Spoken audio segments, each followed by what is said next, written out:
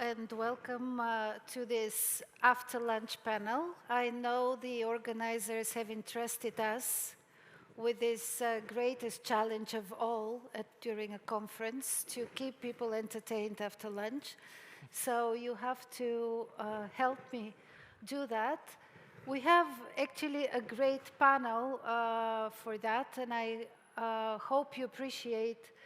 This is a panel about, not only about hybrid threats, as it says in the title, it's also about a panel about the quality of democracy in Europe and how politics look like in Europe these days. For that, we have actually representatives of all the mainstream political parties, from the left through the liberals to the Christian Democrats. But we are actually going to start with a conversation not about our capitals and about Brussels, but actually a conversation about how this invisible war looks like in the periphery of Europe. Or let's say, how does the front line look like? We saw in the last 2 days alone a Romanian village evacuated because there was a drone attack on a tanker ship on the Danube. There was a sabotage of the railway in Poland. And this happened only within 24 hours. We saw many more drone incursions in various parts of Europe, but this seems to be kind of the tip of the iceberg, the most visible part of the conundrum. The invisible war has many layers, and probably the most dangerous one, and I'm happy to discuss that with you, is the war for the hearts and minds of Europeans. This front line becomes really visible around elections. And the Moldovan elections were the latest elections where we could see that. And probably the ones where the choices were very binary. So it was also quite clear who is who and what is exactly happening. I'm very happy that we have Mihaela with us. She's going to talk to us about what she saw in Moldova and maybe what are the lessons from that. Mihaela, over to you. Thank you very much. Good afternoon, everyone. I'm very happy to be here. This is also my first time in Belgrade, and I'm really excited.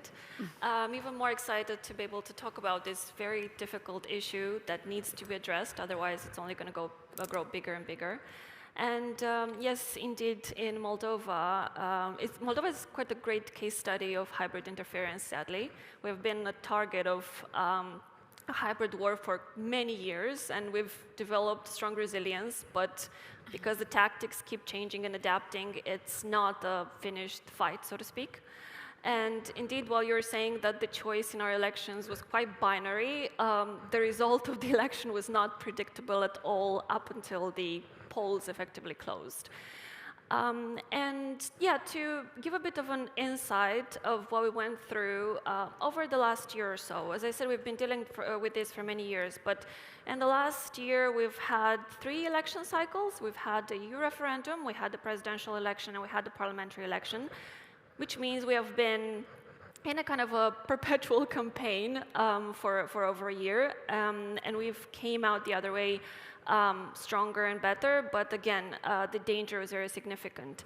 The particular complexity of this hybrid interference is the fact that it has so many different or big range of tactics that each require different type of mitigation and different ways to address it, and that at some point, or sometimes they even overlap, so they take place at the same time, making it much, much more difficult to stand strong in front of it. What happened with us is exactly that. We faced different threats all at the same time. On one hand, we have this economic coercion that Russia has been imposing on Moldova for many, many years. Every time we take a closer step to the EU, we get cut our trade, we get threatened that the gas will be stopped, up to the point where we have decoupled completely our economy, but the gas supply still stands. And Russia, again, last winter, cut off the gas supply of the Transnistria region as a way to kind of send us a signal that if you don't vote the way we want, we will punish you. So this is, on top of this, there is illicit financial flows that just keep coming and the methods keep being updated. Moldova has joined the sanctioning countries towards Russia, so our kind of financial collaboration as well has stopped. But a new innovative method has come around, and this is through cryptocurrency. So it's a mix of cryptocurrency, money laundering for different companies and NGOs that then gets into the country either in cash form or through NGOs. And what we have uncovered only is that for the EU referendum election, Russia has spent over 100 million euros to bribe electorate, to pay so-called activists that would come and do fake protests on the street. And as a result, we are estimating that over 130,000 votes have been influenced by this money. And to put these numbers in perspective, the EU referendum was kind of won by a very narrow margin of 13,000 votes. So the scale of influence is huge. And of course, I have to mention disinformation and online algorithm manipulation, as this is one of the kind of newer, increasingly big and increasingly difficult issues to tackle, particularly as now we have thrown upon us the new AI and deepfakes that, again, are manipulating our reality. Some internal analysis that we made just for the year of the year of 2025, we have uncovered that an estimation of 1.3 million people in Moldova has been subjected to fake news. And again, to put that in context, that's half of our population. And what we do see here is, again, tactics updating constantly. Whereas before, it was only bots that we had to worry about. They are now very easy to ban because they don't display human-like behavior. So now what they are doing, they're doing a blend of human plus bot. So again, many investigations have uncovered that activists are paid to administer like up to 10, 30 pages. And that again it makes it much, much more difficult to identify this kind of fake algorithm manipulation. And last but not least, the fake news and the narratives keep changing and updating all the time. And to give you an example, whereas before we only had to deal with the narratives about traditional values and how Europe is a threat to that, now we had to deal with narratives that the EU is a colonial power, the EU wants to come and wants to steal our resources, that you are changing one colonial power for a different one. And also we've seen the levels, so the scale of disinformation at an unprecedented level. And some of them very smart and very clever in the sense that they were half-truths. So we as civil society who are on the front line trying to combat this disinformation, when it's much, much harder when we come out and say, well, yes, this is kind of true, but a little bit oversimplified, or it's not exactly that way. We're losing the audience when we have to come and say this. So yes, the threat is quite big, quite difficult. We are not over the hill. I mean, the issue of disinformation still remains, and it puts us, if we don't do anything about it, it puts us in the reaction mode. We just have to react to what the others are saying. We have to combat, we have to debunk. That basically puts us always one step behind. So I'm looking forward to discussing further what can be done about it. Great, thank you very much. Kiril Petkov, your government was attacked severely via the economic coercion instruments that Mihaela Sirițanu just mentioned. Bulgaria was cut off gas by Gazprom already in April 22. How do you see this invisible war? How does it look like today? Thank you for the question. By the way, it's a great panel, and I'm enjoying to be with this audience. I think I want to speak to a few specific examples. The biggest foreign policy instrument of Russia is corruption. This is what they export, and they're very good at it. How they're able to export it? They're able to export it in two ways. To have strong influence over corrupt politicians, who usually actually speak pro-Western and pro-European values. That's the interesting part. They're not the ultra-rights.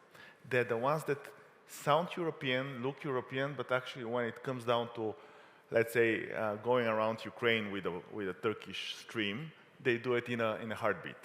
The second thing they're very good at is they've been able to penetrate, and I'm sure in Moldova, in Serbia, in the whole region, very much into what I call permanent power structures. This is the judiciary, this is the security services, the churches, cultural clubs, things that are not function of elections. So having both of those instruments, lately, they've been playing very aggressively. For example, when I was the prime minister, I was able to take down 70 GRU agents and I sent them back to Moscow. The head of the GRU in Bulgaria was stationed in Varna. Varna in Bulgaria is the most strategic eastern flank city in Bulgaria because Black Sea security depends on Varna. So for the Russians, not very happy experience, we had a mayor vote for Varna, and for the first time in a very long time, we elected a pro-European, anti-Kreml mayor. And all of a sudden, in the most strategic city of Bulgaria, they have a pro-European force on the local power structures. So what they've done, and this is what we're having a protest even on Thursday for that, is they used the most corrupt oligarch, the same as Georgios Ivanishvili, we heard earlier from them as well, a very, very wealthy person that controls a lot of the media, has a political party, has a lot of the influence on the permanent structures, to arrest our mayor and to put him in a pre-trial detention in a high-security prison. It sounds crazy to be in European Union in 2025 and to have a mayor of the capital city on the Black Sea, as we call it, in pre-trial detention. Now, this is very strategic for Russia because they know nobody knows what's in the cards tomorrow for security on the Black Sea, but they know by securing early on strategic assets along the important power structures of the European Union, if certain events happen, they know they can count on these power structures. That's one example. The second one, keeping in mind with the time as well, is what's happening here in Serbia, what's happening in Bulgaria on the refineries. It's not a coincidence that somehow Russia controls both the refinery of Serbia and the refinery of Bulgaria for all these years. And now with the sanctions, they're playing a very interesting game with the same strategic political assets. So in Bulgaria, for example, the pro-European, pro-NATO oligarch Peevski and Borisov, the long-standing politician there, are saying to the Europeans and to the US, listen, don't worry, we're going to take over the refinery, we're going to nationalize it, so you don't have to worry about it. So not a single euro would go to Kremlin. In fact, what they're doing, and Bulgaria is a small country, so information flows somewhat more than maybe in bigger countries. They're thinking, and we've heard strategic meetings on their side, they're saying, okay, let's nationalize the refinery to block potential investment from major corporates like Carlyle from the US or BP from UK in order to secure the refinery under the control of the government so that in the future, potentially, the Russians can get it back. So on the surface, everything was great. Oh, we're taking care of the sanctions, don't worry, Putin would not have control. In reality, what they're trying to do is by juggling the situation and not having a clear solution, protect it under national government control, potentially putting Bulgarian taxpayers' money at risk with potential lawsuits in the future, meanwhile stopping foreign major corporations to take control of it. Being here only for a few hours in Belgrade and driving from Sofia to here, I was shocked, first of all, about the prices that you have on the stations. And the second thing, I'm hearing the same story. Oh, it's not clear whether the negotiations with the Russians will happen. I mean, the strategy is very clear. You have to have a control of the refinery, put an open bid with the best, most strategic player to enter the market that can serve the lowest cost of fuel to the local population. It's a clear strategy. It's not a mystery. But both in Bulgaria and what I'm seeing in Serbia, this mysterious complexity is appearing, which in reality is part of the hybrid war that Kremlin is doing. Thank you. Thomas Röwekamp, we have discussed things in the East, but if we move closer to to Europe's center, it does not seem that in Berlin things are very peaceful either. I mean, we are discussing Russian influence even on political parties, but also on political processes. You do also have disinformation campaigns. As a result, German society is quite split. So how do you see this invisible war? How does it look like from your perspective? And do you discuss that on the Defense Committee, which you chair? Yes. Thank you very much for the invitation and the question. Yes, we have to do that. The main problem we do have in Germany, in my opinion, is that there is no resilience against such a threat. So since the end of the Cold War, the German population was in the belief of an everlasting peace. So we disbanded, for example, conscription in our army. We decreased the spending and the budget for our forces. And for example, my children at the age of 28, 25, and 22 years, they never had a debate, whether in school nor at home, about such a threat we are facing at the moment. So the resilience of the society and the change of mind against those threats, I think this is the main challenge we are facing currently. And beside that, we do have a lot of more challenges.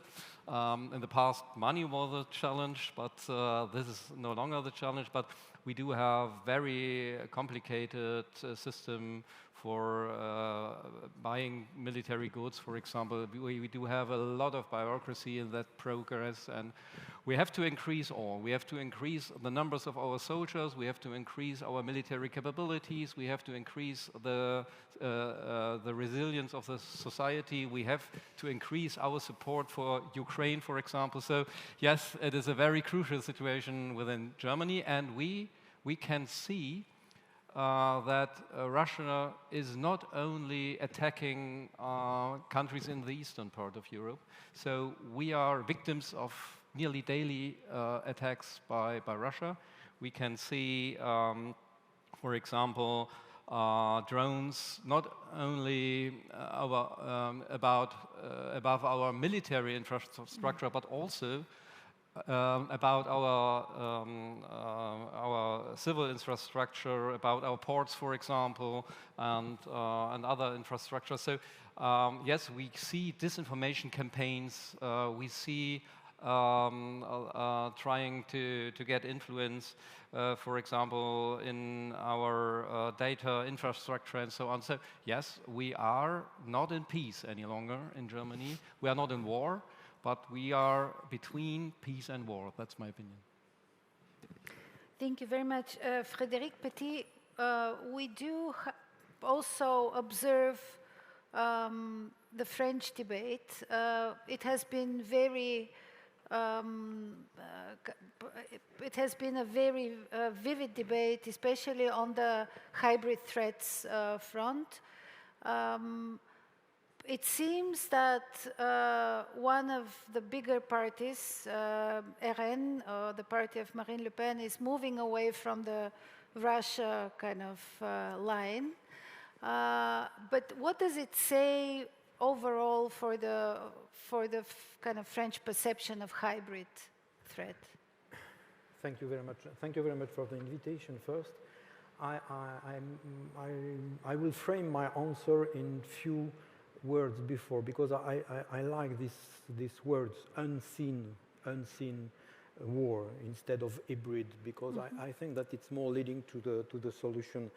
The first thing would be to two big French. One said you have to make the discord among the enemy. It was Charles de Gaulle before the Second War, and the second said misnaming things. It was Albert Camus, misnaming things.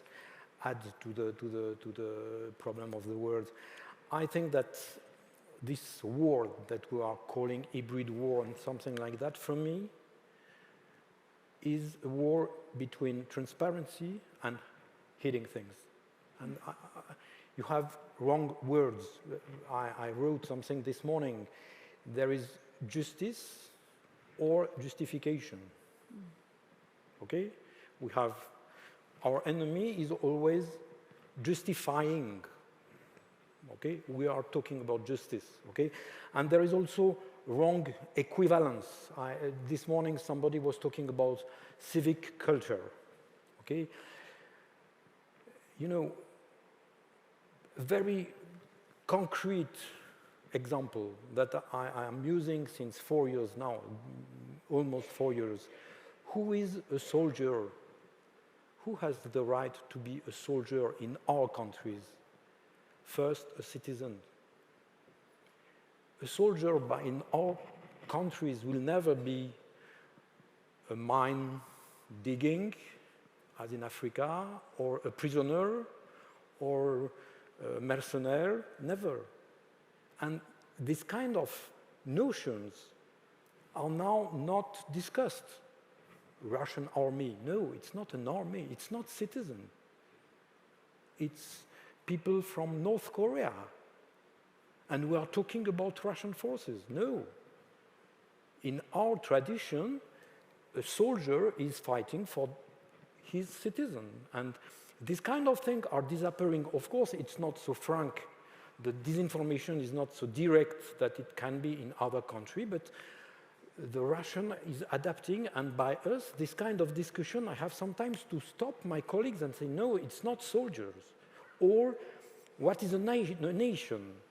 For us, a nation is a group of citizens. It's not given by God, given by your language. You know that Lavrov said in April 22, officially, Lavrov said to justify the aggression, but imagine that the Wallon will have a problem with the Flamand.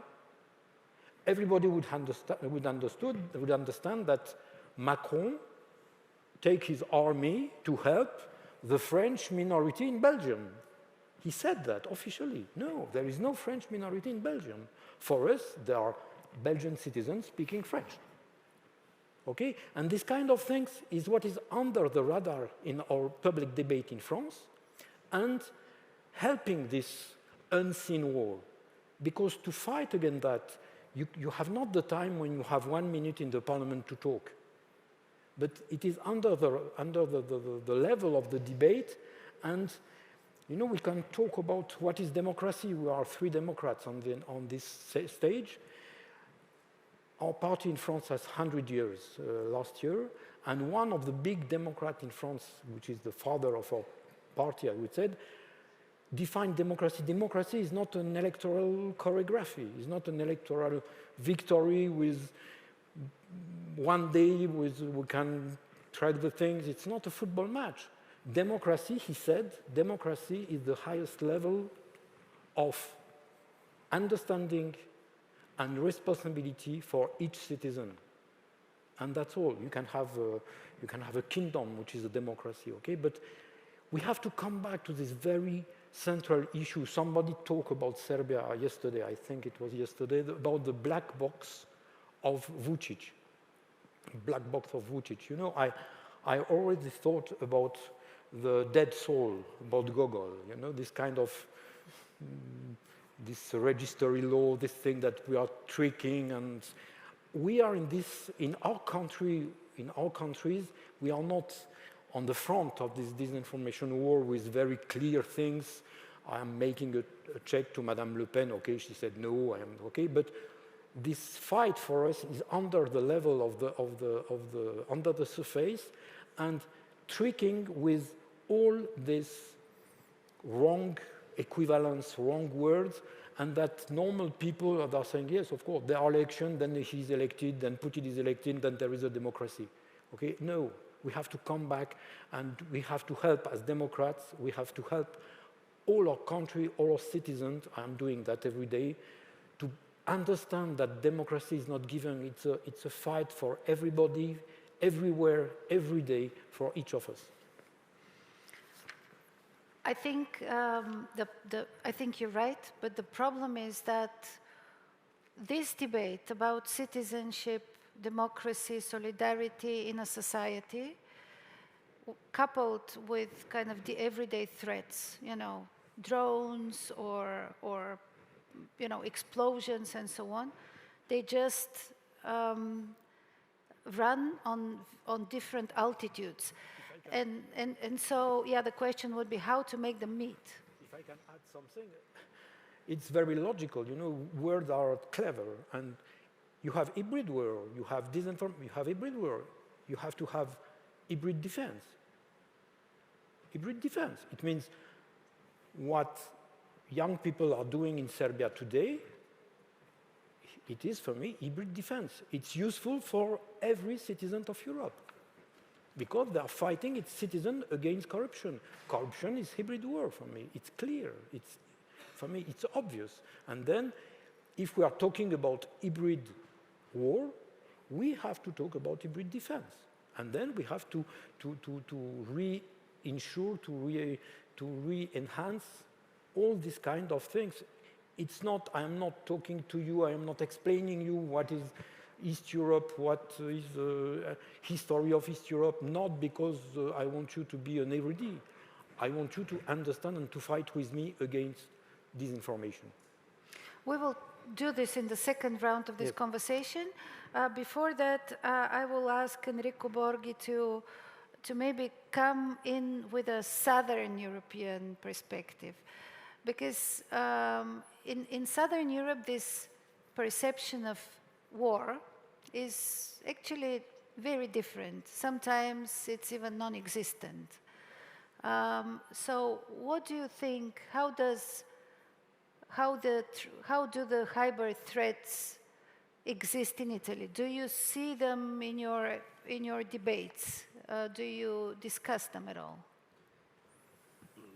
Thank you for your invitation, for this opportunity, and good evening. But there are two questions for response. One question is the role of government, and the second, the role of parliament. Because yesterday, the Supreme Defense Council met in Rome. Where is this institution? This is the Italian Republic constitutional body for matters of national security and defense, and chaired by the President of the Republic. For the first time in the Italian history, the Council agenda included as specific items relating to the hybrid threats. It was the first time, with reference to the cognitive dimension and possible repercussion of the security of the European Union and Italy. During the meeting, the Minister of Defense presented a document of hybrid threats affecting Italy, which will be distributed to the whole political parties in parliament. And in the newspaper of today in Italy, we speak only of these questions. This is most emblematic, I think, and authoritative action yet to address the situation in Italy with regard to hybrid threats and the cognitive warfare. The second question is the question of the role of parliament. In Italy, we have a parliamentary political landscape often characterized by strong division and differences between the majority and the opposition. But a few days ago, just the Senate unanimously approved a resolution through the Joint Foreign Affairs, Defense and European Policy Committees recognizing foreign interference and the hybrid threat to democratic processes. The resolution calls of the government to establishment an institutional coordination body or a national security council to address these types of threats. Is initially opposed by Lega, this proposition, but the resolution was promoted by both majority and opposition forces and formally recognized the need to address hybrid warfare and external threat to democratic processes for the first time in our parliament. And it is worth remembering to NATO publishing a specific document of cognitive warfare in May 2021. In Italy, the defense staff produced a similar report in 2023. And in a February 2024, the Chief of Defense, Admiral Cavodragone, and the Director of the Department of Coordination on Secret Service, Ambassador Belloni, publicly denounced Russia as the most active player in hybrid campaign to the detriment of Italy and the West and the world. According to the Italian intelligence annual report, Moscow's arsenal includes espionage, cyber attacks, disinformation, and the destabilizing exploitation of migration flow that in Italy, do you know? It is also sought to hinder Italian and European energy diversification initiative with propaganda activity.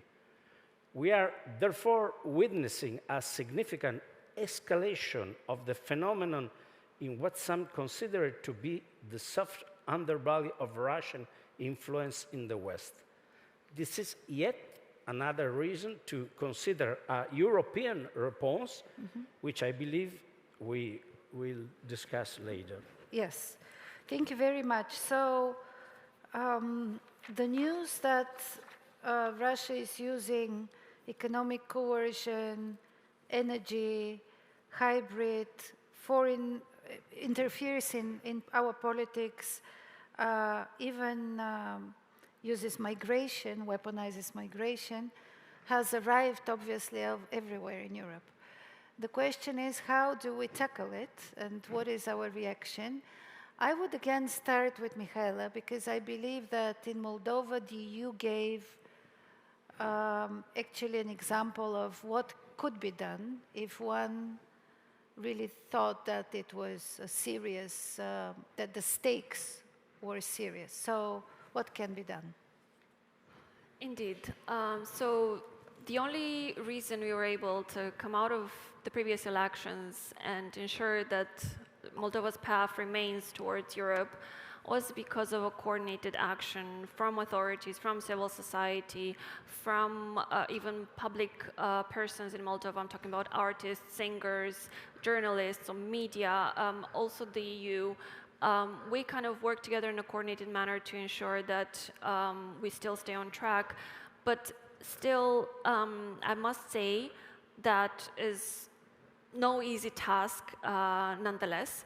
I have to I've heard various discussions, interesting discussions today about the role of civil society and kind of importance of citizens being involved in defending our democratic processes. I must say that if the authorities are not in the front line of defense with kind of institutional measures to mitigate these issues, then the burden is left on us, civil society, and on us, citizens.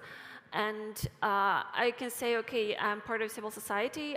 This is what I do for a living. But people have jobs, people have families. They cannot keep engaged and active and aware all the time.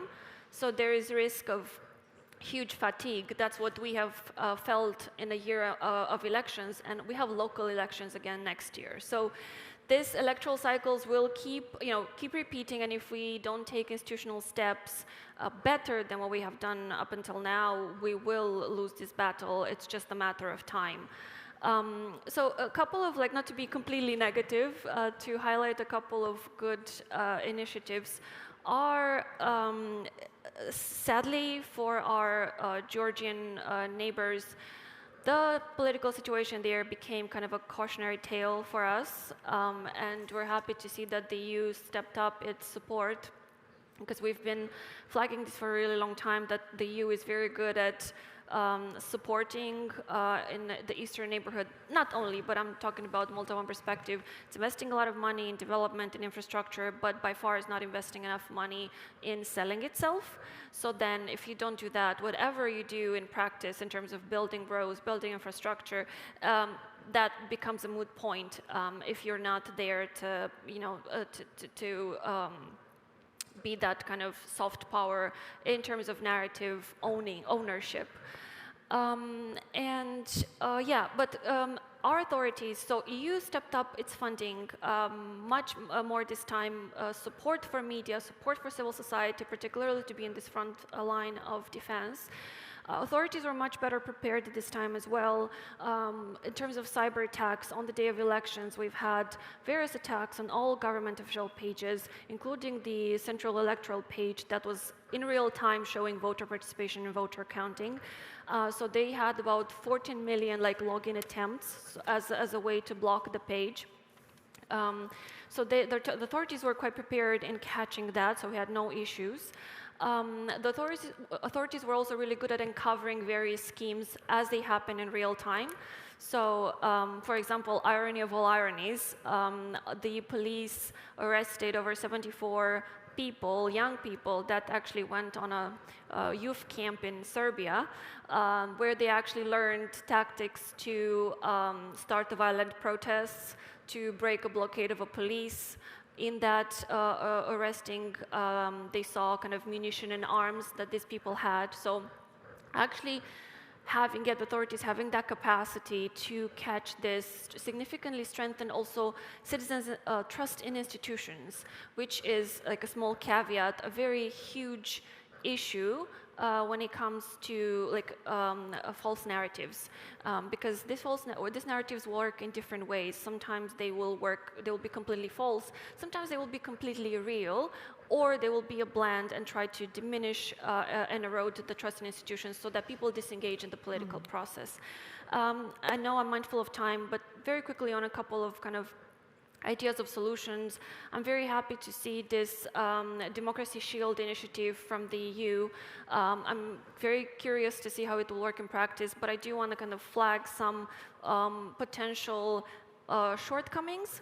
It's great to see that the EU is stepping up in conversations with these big corporations, big social media platforms, but the fight is far from over. We do see that they have all the money in the world. Sometimes they will go or ignore EU regulation, just knowing that they will pay afterwards. So the punitive actions have to be very significant so that they think twice.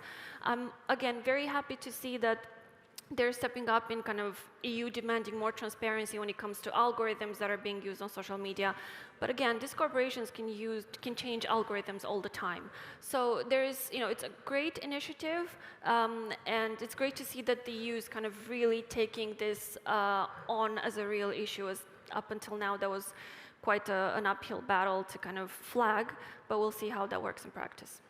Great, thanks a lot. I think this is very important to flag that where there is will, we can also find a way. What do you think about the Democracy Shield, Thomas? Do you think that this is a good tool? It's obviously a voluntary one. It's not compulsory, but also in terms of fighting hybrid threats. Is it something, Soliu Zel talked in the previous panel about regulating the tech bros. Is it something that the EU is willing to do? Because obviously this would be the only kind of regulating superpower that there is currently. I think it is a good beginning, I would say. It is a program and it is probably a mind change. So that there is a common responsibility to give the right answer, because at the moment, and up to now, I think, we even do not share the intelligence and the information we do have about disinformation within NATO and European partners as well. So all we know about Russian activities, for example, is very confidential for every secret service in every nation.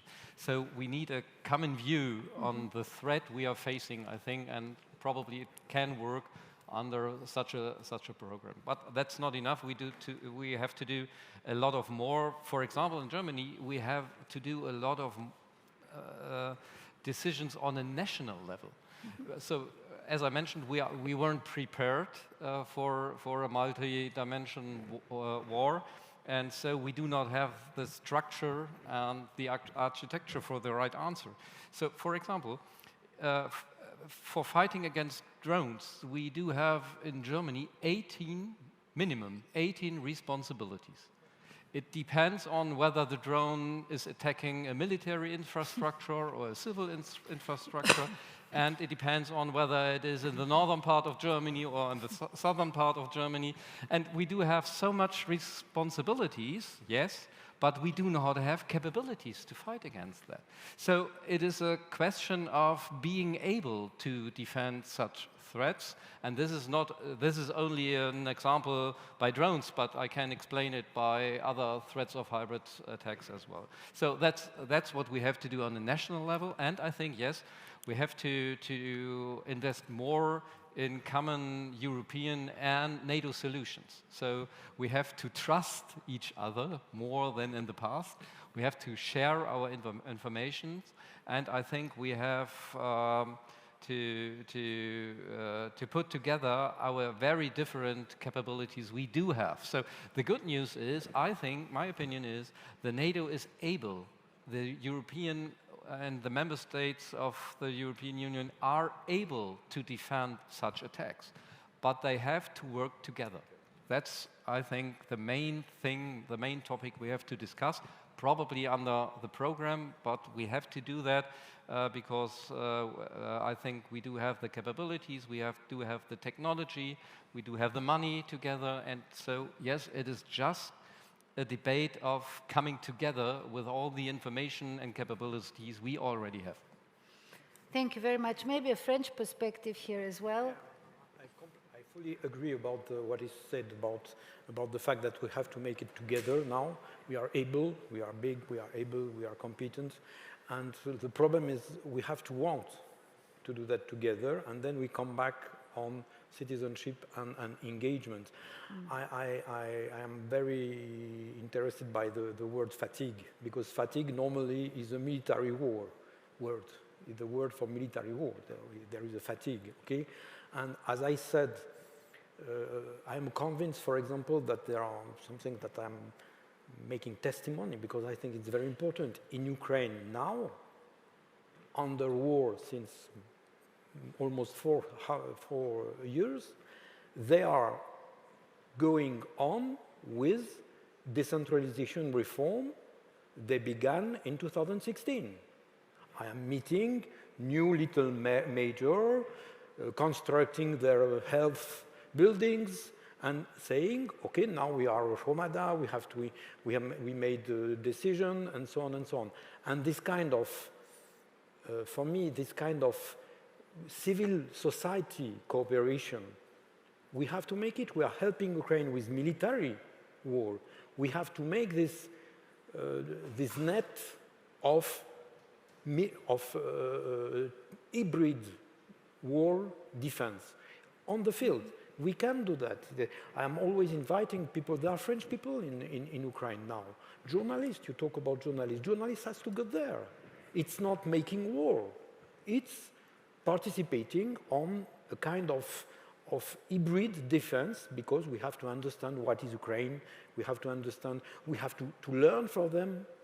You know, I'm always saying to the French mayor, you know, the French Ukraine mayor, he can make taxes. He's back. Why? How? We are centralized countries, and they are making decentralization quicker than we are. Okay, and I am sure that in few moments, weeks, months, years, the Serbian Democrats will have something to explain to the other Democrats in Europe, thanks to the events they are still now thinking. I think this civil cooperation, civic cooperation, is a kind of resistance, resilience, where we have to be together. And there will be fatigue, there is fatigue for the military war, but we have to fight also with this hybrid war. And there are a lot of people. I have a French colleague which is making cheese, French cheese in Moldova. He's there, he's married, he's fighting, he's engaged. And I think this kind of cooperation, it is the way the European Union will resist and will be resilient. And that's the reason why I'm sure that Serbian, Ukrainian, all the Balkans, they are in the same family, because we are all together. We have this experience to cooperate with somebody who is speaking another language and so on. And that's completely different of the Soviet and Russian example. Enrico, maybe I turn to you. What do you think? I mean, you said you have the right strategy now, the right diagnosis, your parliament is kind of attuned. What can one do?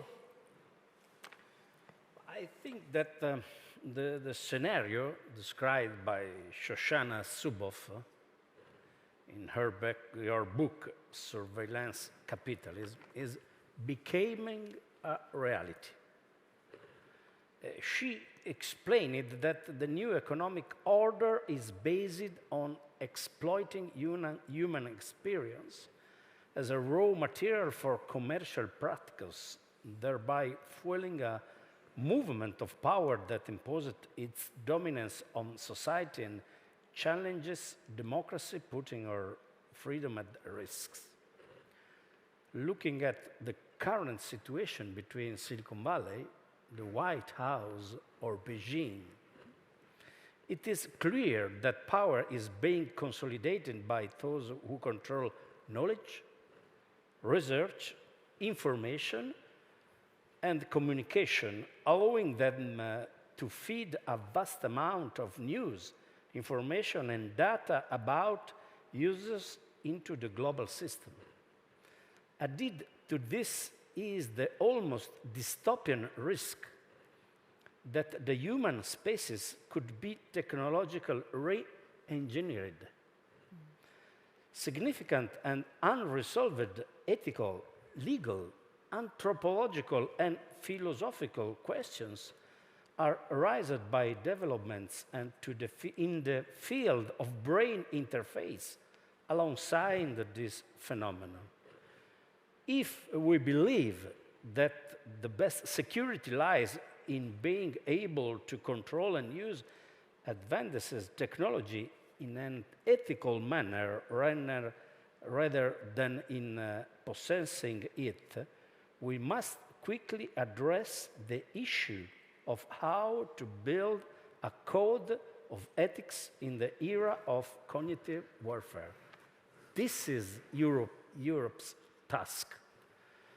The European Union is founded on the universal values of human dignity, freedom and democracy, equality, the rule of law, and human rights.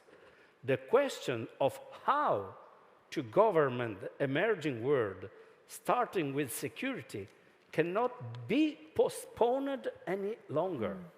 For our security and for our survival as a civilization. This is why we must do it together. It is our common destiny, our fundamental values, and our ethical principles that are at stake. I think we must be ready for our rendezvous with history. Okay. Do you think we should regulate the big tech companies? Yes. Good. Sure. Okay, this is a very clear answer. Kiril, you said the biggest channel of Russian invisible war is corruption.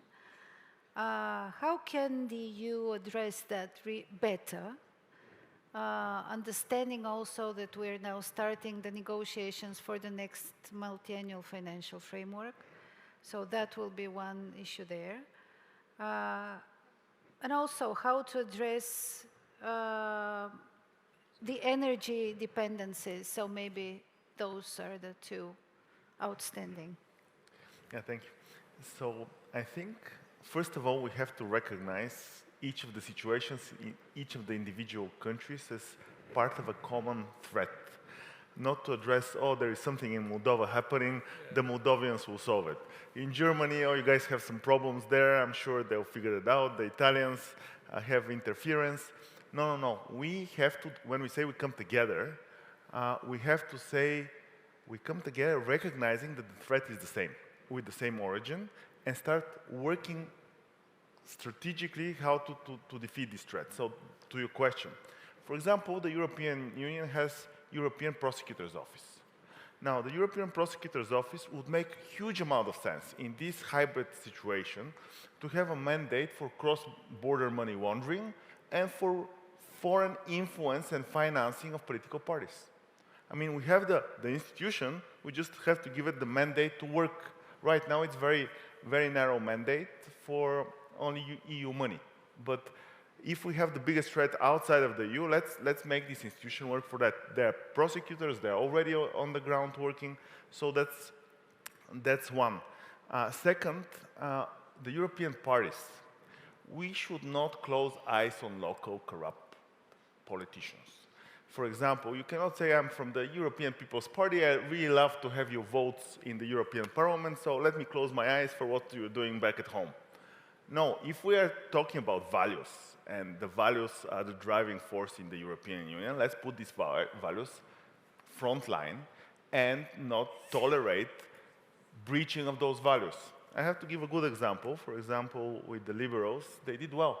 They kicked out this oligarch of Bulgaria, they kicked them out after he became the head of his party, including his party, because they said this does not come within the value system of our party. This is the example that has to be put forward, and if all of the European families can do that, we can start, first of all, shining light where corruption lies, second, have the institutions to fight it, and therefore Putin's main instrument will start not working as well.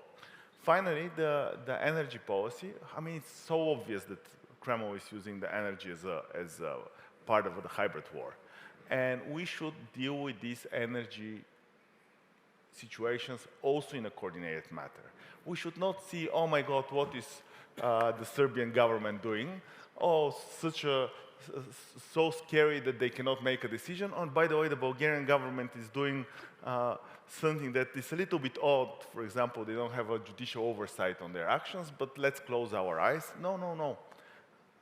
If we want to fight a corrupt regime, we have to have zero tolerance to corruption, we have to have the institutions, and we cannot close our eyes to individual issues and see them as a coordinated system, and the response should be coordinated. So that's my recommendations. We're stronger than them. We have more finances, we are bigger economies, more population. The only thing they're better than us is the single party, very coordinated. If we can create the coordination to oppose this, we can beat them. Okay, we have a set of recommendations. I hope our esteemed audience appreciates that, having 5 voices on this panel and coming up with practical recommendations. I think that's already great. This is the moment for you to give your questions, to ask, to your comments. There is a question right there. Hi there, Kurt Bassiner. I want to ask a very specific question about one of the nodes, or rather conduits for corruption, which is financial flows.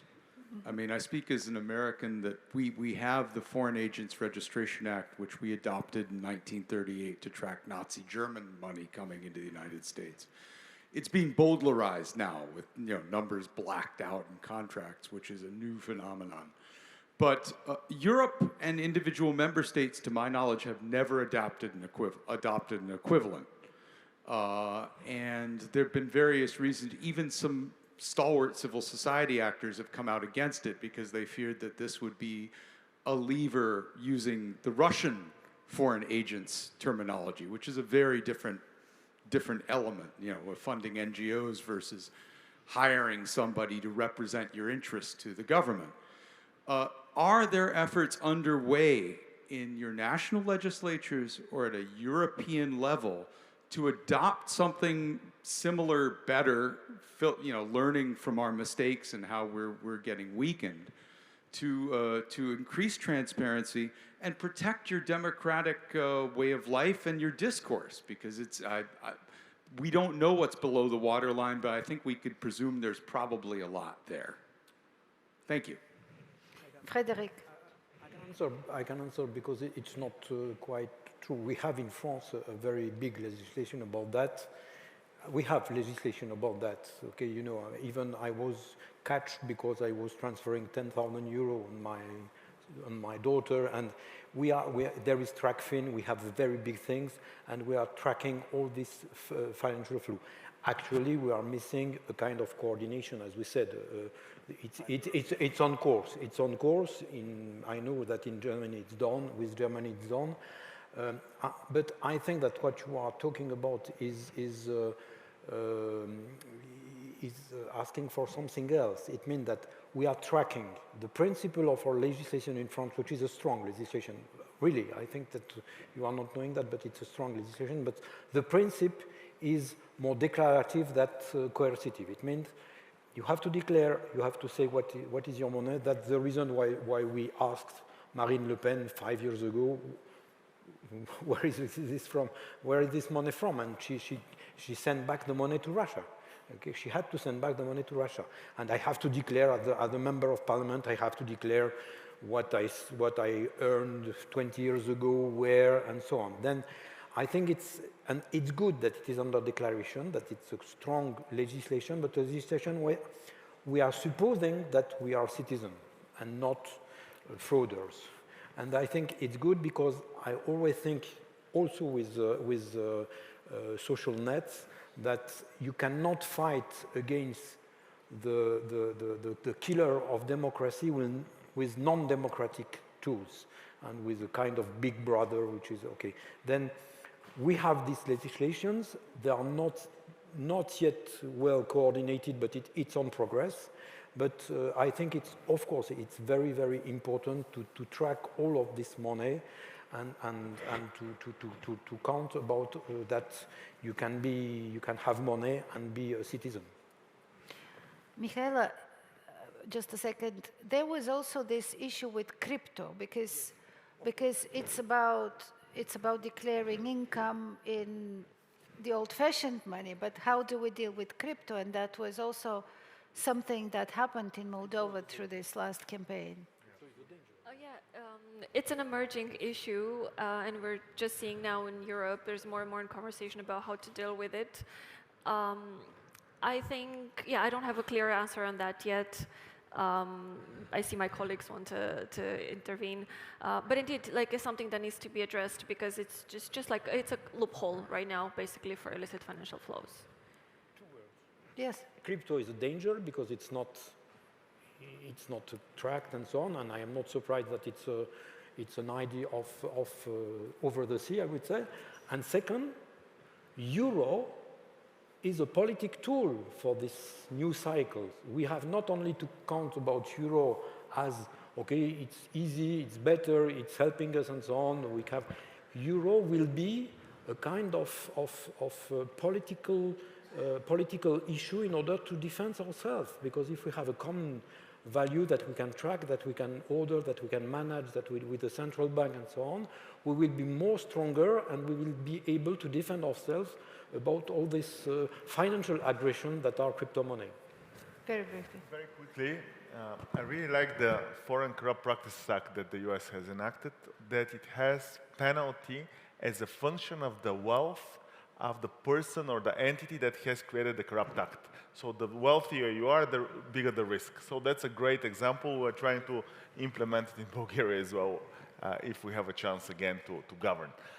One thing I want to recommend the US though on the other side, if you can send it back home, OFAC has now put the sanctions. It will be amazing if, in addition to the saying yes or no on certain sanctions, it gives some conditionality. For example, for Serbia and for Bulgaria, it would have been really nice to say OFAC gives derogation to the sanctions only if there is a transparent method of disposing the Russian assets to strategic companies of transparent origin. In other words, if we put some conditionality to the sanctions to follow through, it will help us fight the Russian interference. Anything on paying for foreign interference on your part? Yes, we do have a system in Germany, but as you may have supposed, it is not easy. We have it on 2 levels. We do have a very different system of financing our political work in Germany than in US, for example. So we do have member parties. So every member of a party has to spend money to his party. And there is an additional public financing. For every euro you get from your member, you get €1 from the state. So this is one way we control how political parties are financed. We do have a second level. If you spend more than 10,000 euros to a party, you have to publish that. So you can see how the parties are financed, probably by companies or by private persons. So I have to spend a lot of money to my party because I'm a member of parliament, and I'm part of the report we have to give every year to not only to our own party, but also to the public government. And the third level is, as a member of parliament, I have to report my private earnings if there is a relationship to my membership in parliament. So in my civil life, I'm a lawyer and notary. So you may suppose that I will earn a lot of money, but nevertheless, I have to publish each amount which is more than 1,000 euros in my private work, or which is more than 3,000 euros a year. So there is a lot of reporting about financing not only the parties, but also about earning of the members of parliament. So, and if it is violated, it is punished. So it is, I think, a very efficient, not very easy, but efficient system we do have in Germany. It is very transparent, in my opinion, to do that. And so, yes, we do have an answer to that question. Thank you very much. I think with Enrico, you will excuse me. I think we are overrunning by 2 minutes. I just want to recap briefly that we have some very concrete ideas. The big one is about coordination and us acting together, about sharing information on disinformation, but also trying to coordinate on preventing cyber attacks, regulating the tech bros. I think this is going to be the next big thing. Giving more powers to the European Public Prosecutor's Office, and in general, support institutions who can take care of this. With that, please join me in thanking our great panel for these very good ideas. Thank you. Thank you.